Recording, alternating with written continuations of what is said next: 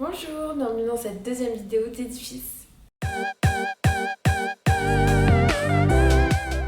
Alors aujourd'hui on va parler prospection d'auteur parce que sur Instagram je vous ai demandé entre la communication et la prospection d'auteur le sujet sur lequel vous auriez le plus envie d'avoir une vidéo et vous avez été nombreux à choisir la prospection d'auteur, donc me voilà.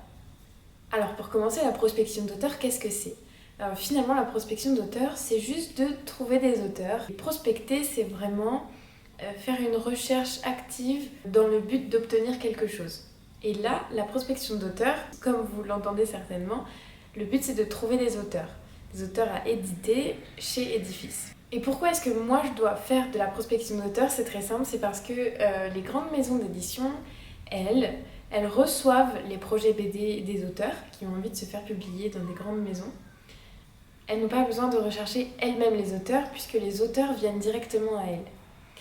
Dans mon cas, je suis une toute petite maison d'édition, même pas encore officiellement créée, toujours pas. Et moi, j'ai pas cette chance d'être connue et donc je dois chercher moi-même mes auteurs. Cette prospection, elle peut se faire de plusieurs manières. Comment je fais moi ? Je passe beaucoup par les réseaux sociaux et aussi par mon réseau physique. J'ai commencé la prospection d'auteurs dès que j'ai eu l'idée concrète de créer Édifice, parce que la prospection d'auteurs, quand on est une petite maison d'édition, c'est vraiment un travail à long terme. Avoir des auteurs, c'est difficile. Réussir à dénicher des auteurs avec qui on s'entend bien et dont les projets nous correspondent, c'est pas forcément facile. Et surtout que pour une première publication, on a toujours envie de faire quelque chose qui nous correspond tout à fait, que ce soit pour l'auteur ou pour l'éditeur. Il faut que ça convienne à tous les deux, qu'on soit content à la fin du projet. Donc c'est vraiment hyper important la prospection d'auteurs. Les premiers auteurs seront les plus importants pour le début d'Édifice. Alors, dans un premier temps, au mois de décembre, lorsque j'ai commencé la prospection d'auteurs, je me suis rendue sur LinkedIn. LinkedIn, c'est le réseau social professionnel et c'est vraiment très très pratique. Alors sur LinkedIn, je suis passée par la recherche, la barre de recherche, et j'ai simplement inscrit illustrateur ou illustratrice. J'ai réduit la recherche à la Normandie grâce à la localisation. Ça m'a été très utile parce que j'ai pu découvrir quelques auteurs dont je vous mettrai les noms juste ici, avec qui j'ai pu discuter déjà et peut-être que par la suite il y aura des projets ensemble. Ce serait génial, j'en serais ravie.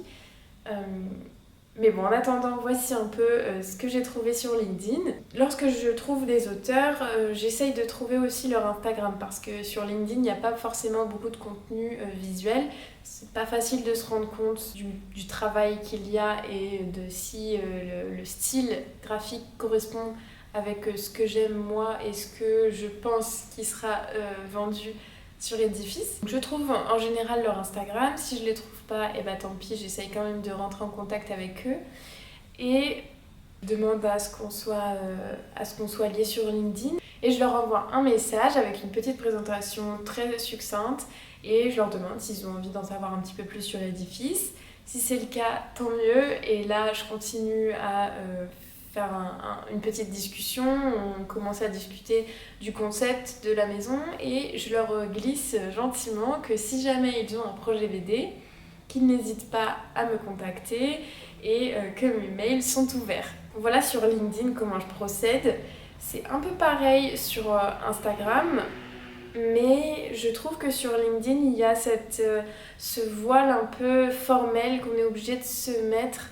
Et c'est pas forcément ce que j'ai envie de véhiculer avec Édifice. Je veux vraiment que ce soit quelque chose de participatif et pour moi, LinkedIn, c'est pas forcément l'endroit où on peut se sentir totalement libre de comment on parle. Au niveau de la relation auteur-éditeur, j'aime bien quand c'est un petit peu moins formel. Et donc Instagram me permet ça. D'ailleurs, les auteurs eux-mêmes préfèrent en général me parler sur Instagram. J'ai eu plusieurs fois cette remarque d'auteurs que j'avais contactés sur LinkedIn qui finalement ne sont jamais actifs, ne vont jamais sur le site et et qui sont plus à même de discuter avec moi sur Instagram. Alors la limite à LinkedIn, c'est que finalement, proportionnellement au nombre d'auteurs et d'illustrateurs qu'il y a en Normandie, ou du moins que j'imagine qu'il y a en Normandie, j'ai l'impression qu'il n'y a pas beaucoup d'auteurs qui sont présents sur LinkedIn. Et c'est un peu un problème pour moi, mais je comprends, les auteurs ne sont pas tous à l'aise avec les réseaux sociaux. Avant tout, ils sont auteurs et pas forcément communicants, donc ça peut avoir des limites de rechercher les auteurs par LinkedIn. Et c'est pour ça que j'essaye aussi d'élargir ma recherche à d'autres sites. Les illustrateurs ou illustratrices ont quelquefois des boutiques en ligne. Et donc le site qui m'a été plutôt utile jusqu'à présent, c'est le site Etsy. Parce qu'il propose également la recherche par localisation et ça me permet d'avoir des boutiques en ligne d'illustration uniquement en Normandie. Et j'arrive comme ça à trouver des auteurs.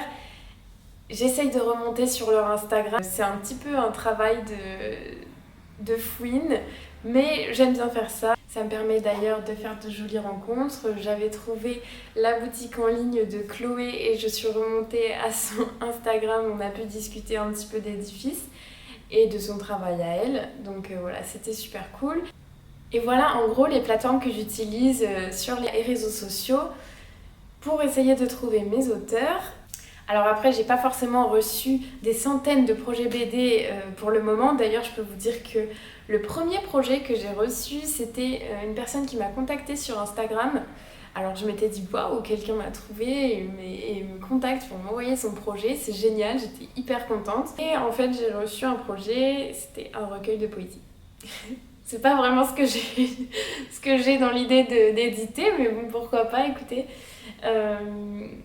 Voilà, petite anecdote sur mon premier projet que j'ai reçu. Mais bon, par la suite, j'ai reçu des projets BD qui allaient un petit peu plus dans la ligne éditoriale que je me suis fixée. C'est les aléas de la création d'édifices.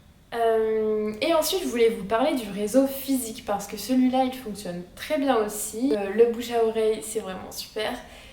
En fait, dès mon premier rendez-vous au labo, ma conseillère, le labo, si vous n'avez pas vu ma dernière vidéo, vous ne savez probablement pas ce que c'est.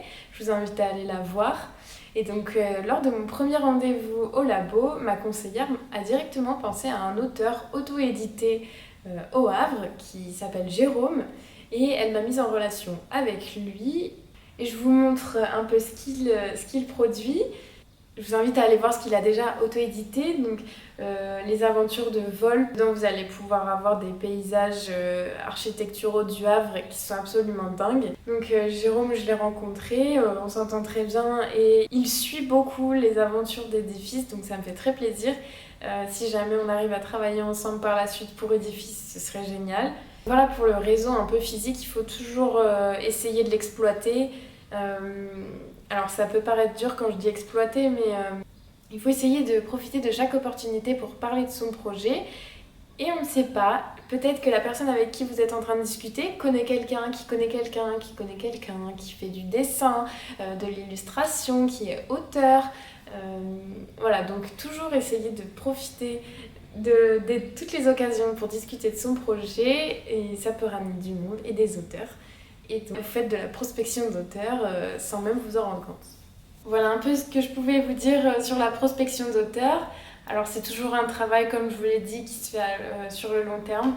Donc j'aurai certainement de nouvelles choses à vous dire sur ça par la suite. Je suis pas du tout une pro sur la prospection d'auteurs, évidemment. J'ai commencé ça en décembre. Donc si vous avez des petits conseils à me donner, je les prends avec grand plaisir.